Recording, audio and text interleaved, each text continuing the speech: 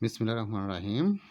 SSC 2026 সালের পরীক্ষার্থীর জন্য ত্রিকোণমিতি 9.1-এর 22 নম্বর সমস্যাটা সমাধান করার জন্য উপস্থিত হয়েছি।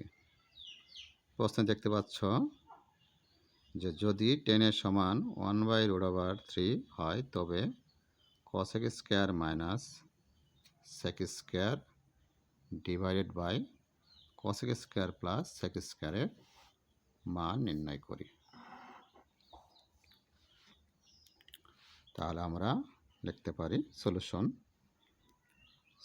লিখতে পারি সলিউশন দেওয়া আছে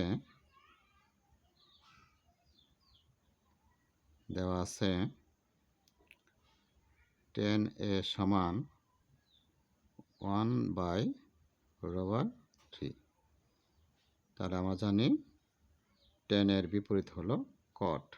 তাহলে cot এ সমান 1/√3 বিপরীত লিখতে পারি √3/1। নিচে 1 লিখতে হয় না, তাহলে আমার √3 লিখলে আমার বিপরীতকরণ হয়ে গেল। এখন আমরা লিখতে পারি cosec স্কয়ার এ মান নির্ণয় চাইছে cosec square A minus sec square A divided by cosec square A plus sec square A. তাহলে আমরা আলাদা আলাদা এই মানটা বের করে নেব। তাহলে cosec স্কয়ার এ সমান 1 প্লাস cot স্কয়ার এ 1 cot এর মান বসাবো আমরা √3 হোল স্কয়ার। তাহলে আমরা জানি স্কয়ার আর বর্গমূল কাটাকাটি যায়, তাহলে 3 আর 1 4। আবার লিখতে পারি sec স্কয়ার এর সমান 1 plus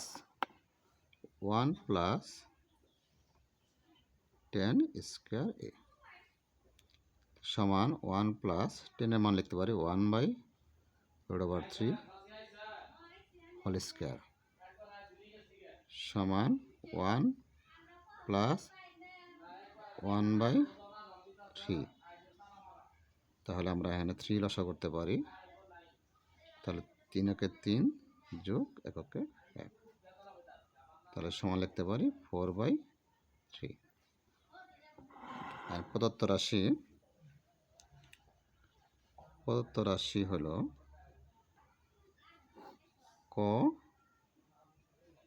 square A minus sec square A divided by cosec square A plus sec square A.